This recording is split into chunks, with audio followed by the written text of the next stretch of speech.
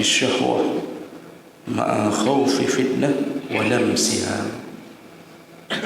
Melihat kepada seorang perempuan yang bukan mahramnya dengan syahwat, juga termasuk menyentuh perempuan dengan syahwat yang bukan mahramnya. Ini menjadi dosa besar yang telah dipahami bersama, namun juga sekaligus menjadi dosa besar yang paling sering dilakukan di akhir zaman. Posisinya sama-sama mengundang azab seperti layaknya riba.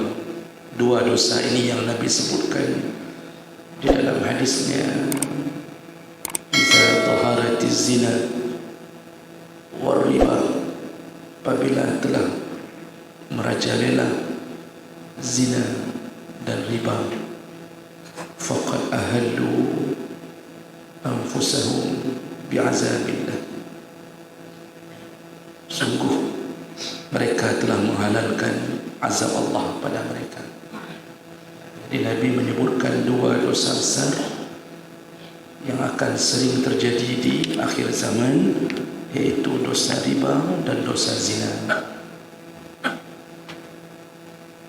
Allah Subhanahu wa ta'ala telah mengatakan dalam Al-Quran, "Wala taqrabuz zina," janganlah engkau mendekati zina, karena itu seburuk-buruknya atau sekeji-kejinya perbuatan.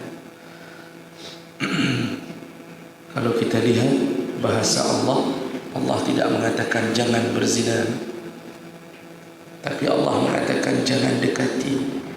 Nah, proses mendekati zina itu yang berbahaya, karena semuanya akan berefek pada sebuah kekejian, fahisyah.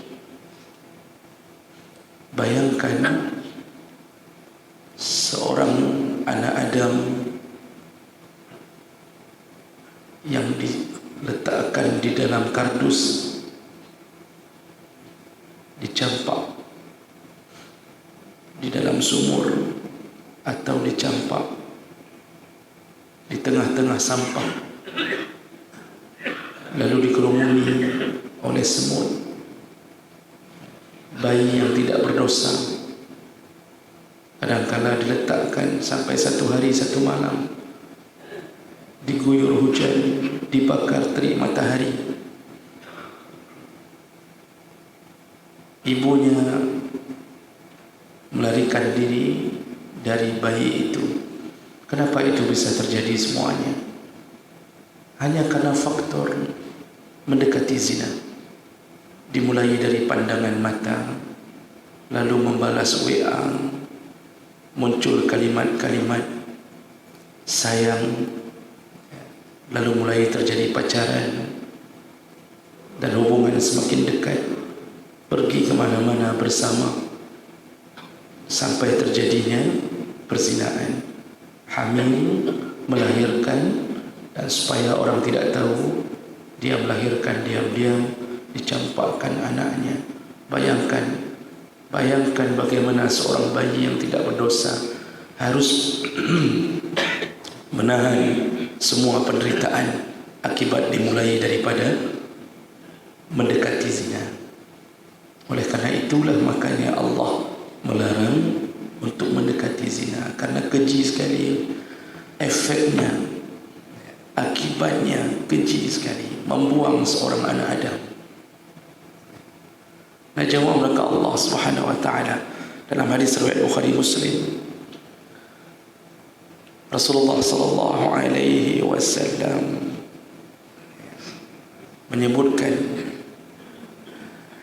al-ainani zinahuma an-nadhru, dua mata bisa berzina.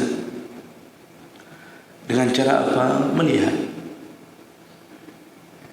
Yang kita lihat di tayangan-tayangan, baik bentuknya tontonan sinetron, melihat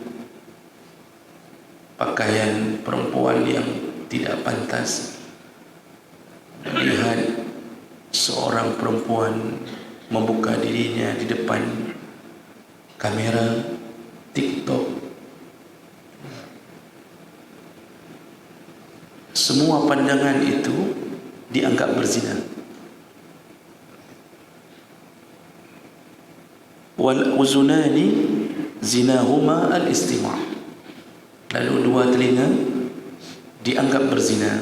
Kapan? Ketika mendengarkan percakapan-percakapan yang berbau zina, bicara-bicara yang menyerempet masalah porno, lalu menimbulkan syahwat. Termasuklah isi ceramah.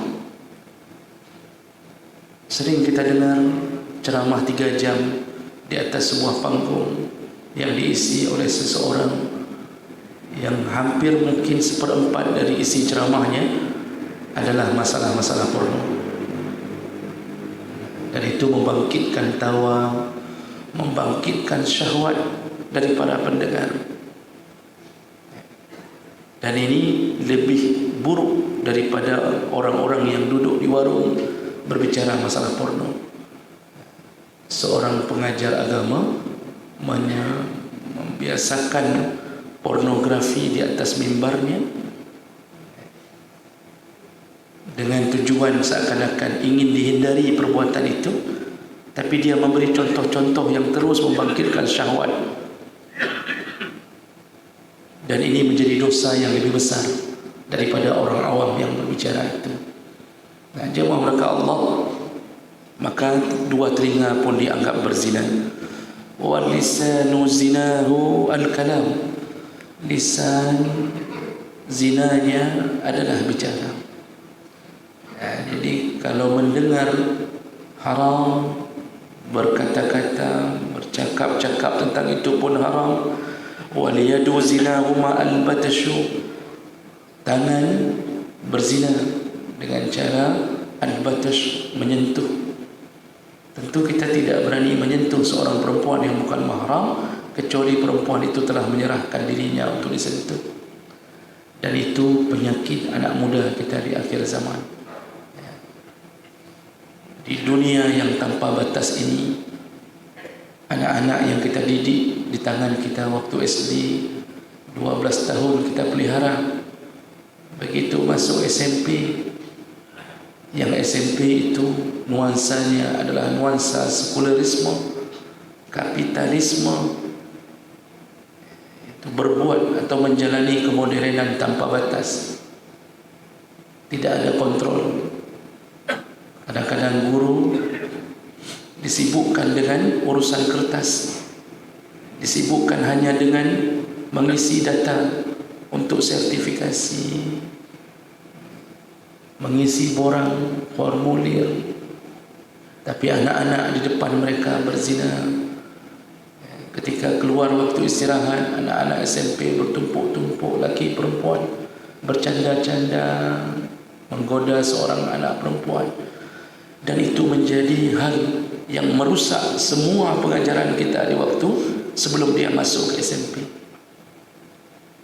Bayangkan dunia pendidikan yang kita harapkan anak kita menjadi baik, malah di situ jatuhnya ke dalam keburukan. Dulu anak kita malu sekali membuka jilbab. Dulu anak kita malu sekali seandainya harus bersalaman dengan orang yang bukan mahramnya.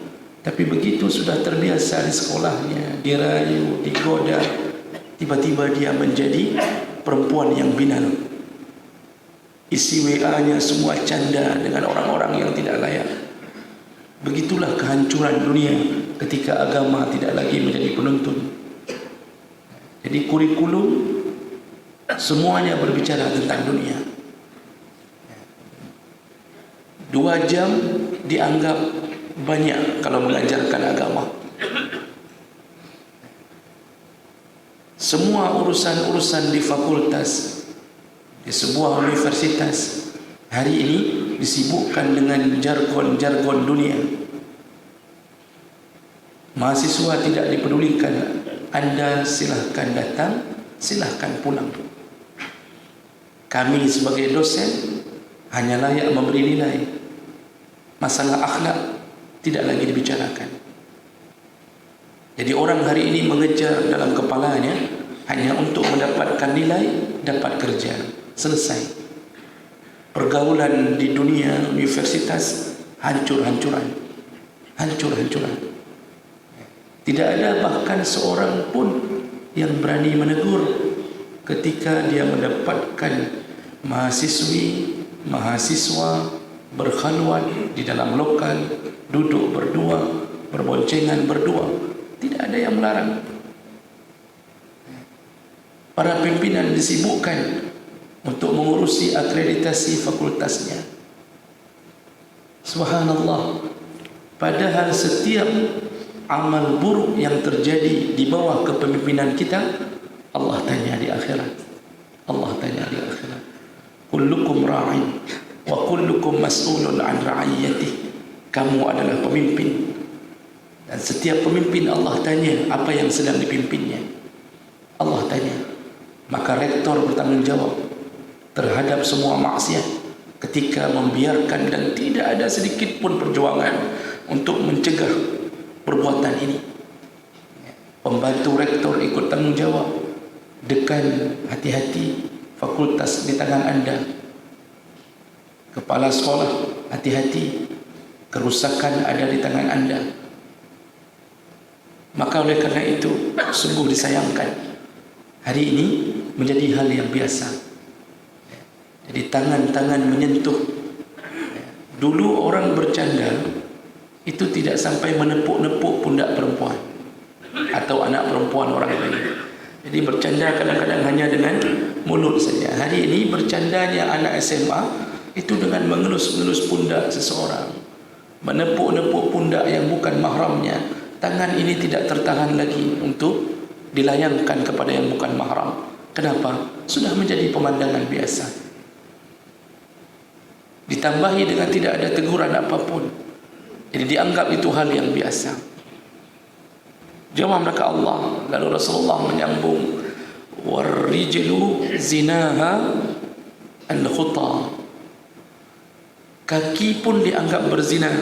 Kapan? Ketika dia melangkah menuju ke tempat zina, merencanakan untuk berzina, maka setiap langkah kaki boleh dihitung akan melakukan zina.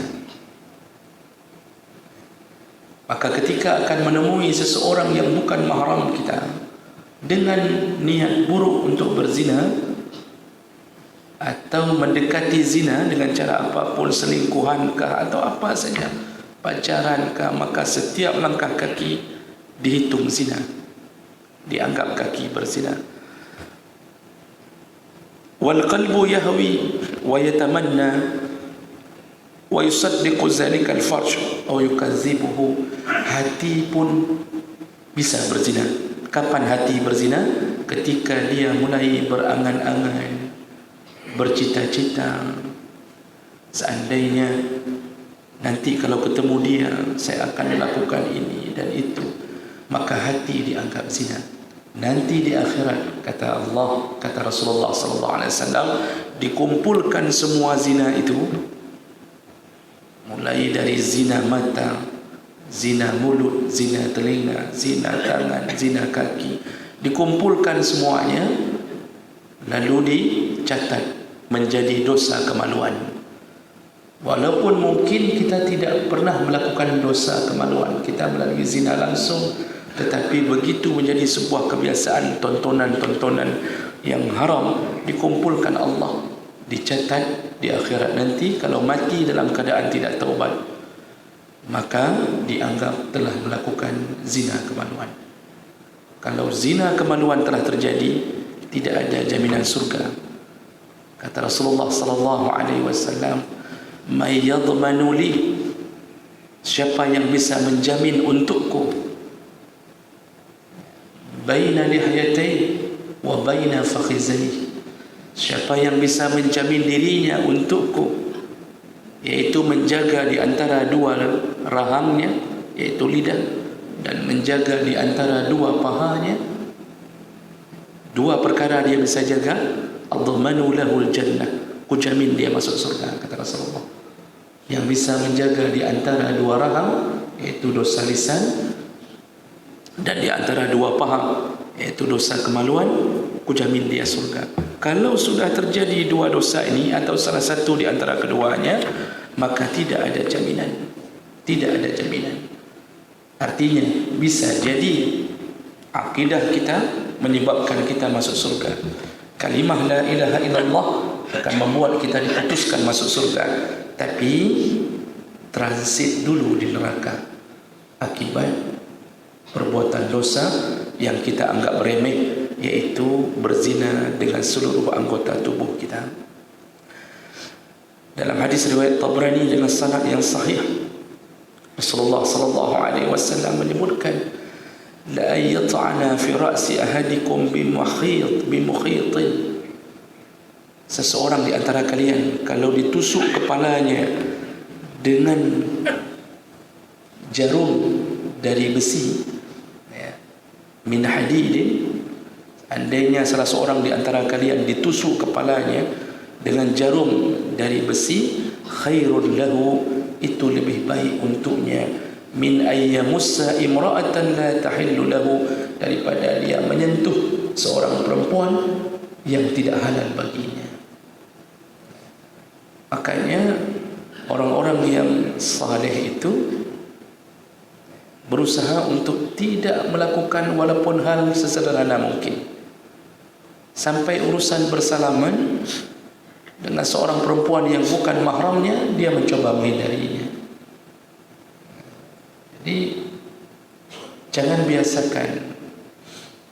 Bapak guru SMA ketika pulang sekolah, anak-anak berebut untuk menyalami bapak guru.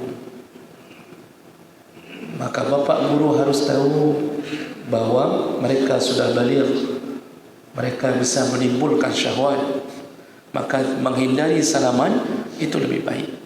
Jadi kalau kepada yang laki silakan, tapi kepada yang perempuan maka memberi isyarat itu sudah cukup. Memberi isyarat bahawa kita telah menerima jabatan tangan mereka sudah cukup. Begitu juga kita semuanya. Apabila datang seseorang yang mungkin tidak terbiasa bersalaman dengan kita, berilah isyarat bahawa kita telah menerima tangan mereka. Jangan juga menunjukkan sikap sombong yang menunjukkan orang, yang membuat orang akan benci kepada kita. Jadi jangan ketika disalam kita lipat tangan kita, lalu kita menceramahinya dengan mengatakan qala Allah Ta'ala fil Qur'anil Karim wa qala Nabi sallallahu alaihi wasallam. Kita lipat tangan kita di atas dada, kita menunjukkan kesombongan dalam berdakwah, maka itu menimbulkan kebencian. Paling kurang kita sodorkan tangan tapi bukan untuk bersalaman, hanya untuk memberi isyarat. Itu lebih baik dalam dunia dakwah, karena dia baru menyadari, dan bisa jadi dia akan menanyakan informasi, ada apa, kenapa tidak mau salaman. Di situlah kita mulai memberi pengetahuan. Jadi jawab melakukan Allah Subhanahu Wa Taala. Jadi andaian Nabi sallallahu alaihi wasallam sampai menyebutkan jarum dari besi yang ditusuk ke kepala yang lebih baik daripada menyentuh seorang perempuan yang bukan mahramnya. Kemudian dalam hadis yang lain, Rasulullah sallallahu alaihi wasallam menyebutkan salasatun la tara a'yunuhum an-nar. Ada 3 mata yang tidak akan disentuh oleh api neraka. Ada 3 mata yang tidak disentuh oleh api neraka. Yang pertama, ainun harrasat fi sabilillah, itu mata yang berjaga-jaga di jalan Allah. Mujahid fi sabilillah, tidak tidur menjaga musuh, haram neraka menyentuh matanya. Tentu yang dimaksud kalau mata sudah haram disentuh, yang lain pun tidak tersentuh. Jadi enggak mungkin mata saja yang dalam surga, yang lain dalam neraka. Jadi yang punya badan ditanya sama teman-teman satu neraka, matanya kemana? Matanya di surga, yang lain di neraka. Itu tidak mungkin terjadi, ya.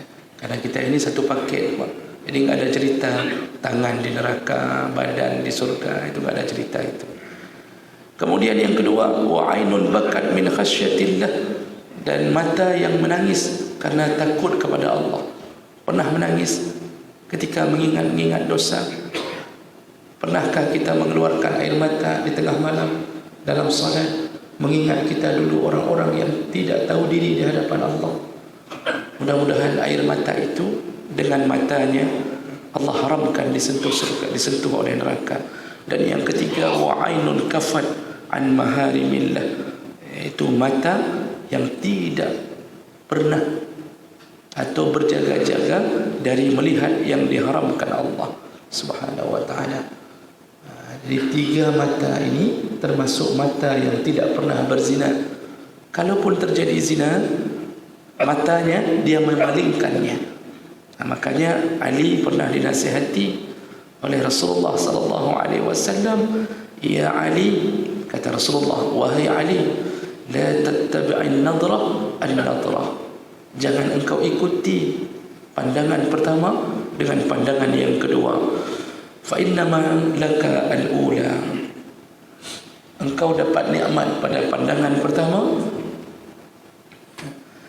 wa laysat laka al-akhirah, tapi menjadi dosa pada pandangan yang kedua. Nah, kita apa? Kadang-kadang Allah beri nikmat, bukan salah kita, salah perempuan seksi itu. Kenapa lewat di depan kita?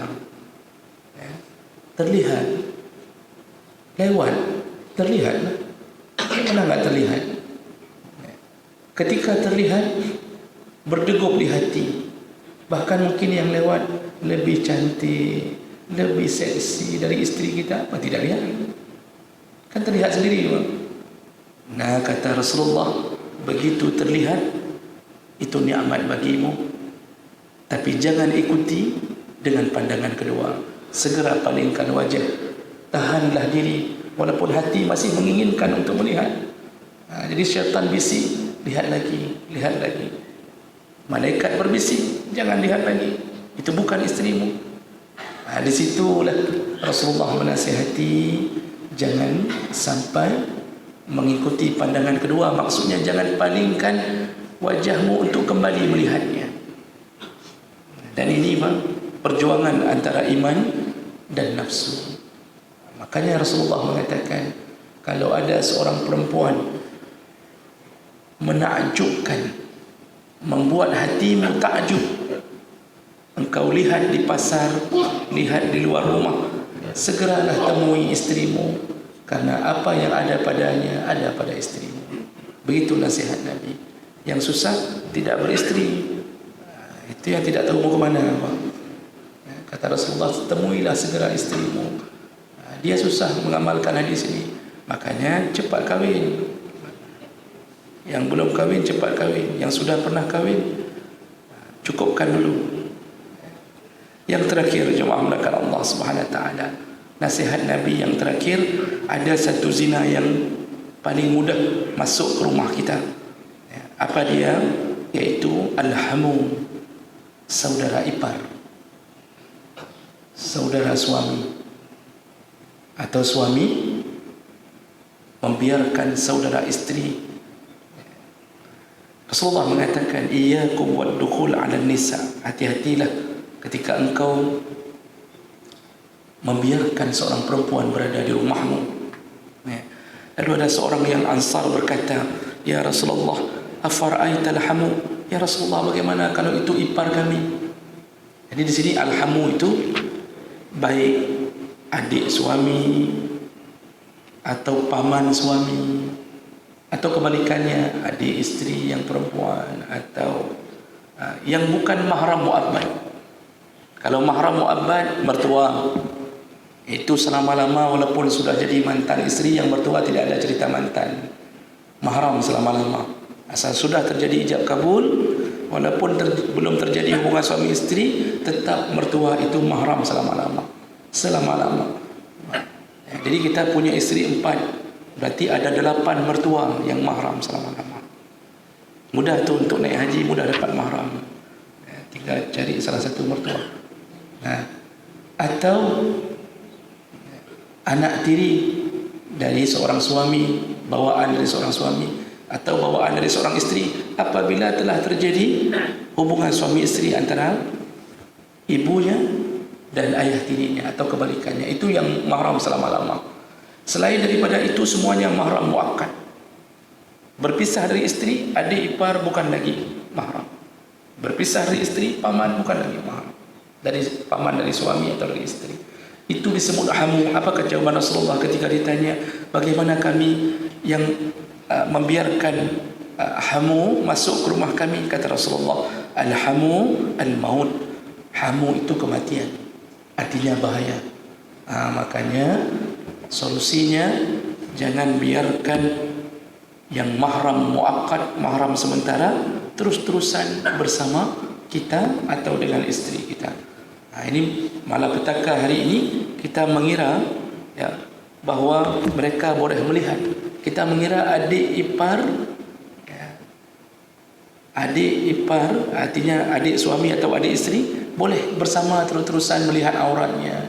Jadi kalau di rumah buka jilbab segala macam sampai nampak paha, cuci baju ya, paha tersilap. Tersilap apa bahasa Indonesia? Tersingkap. Jadi kita biarkan. Kenapa? Enggak apa-apa adik ipar, enggak apa-apa paman, itu paman suami. Kita biarkan dia terus melihat, memperhatikan. Nah, ini bahaya. Disitulah disebut al-hamu al-maut. Maka hati-hati jemaah melakukan Allah. Mudah-mudahan Allah hindari kita sampai menghadapnya dalam keadaan dijaga dari pandangan zina dan perbuatan zina. Mudah-mudahan bermanfaat. Subhanakallahumma bihamdik asyhadu an la ilaha illa anta astaghfiruka wa atubu ilaik. Wassalamualaikum warahmatullahi wabarakatuh.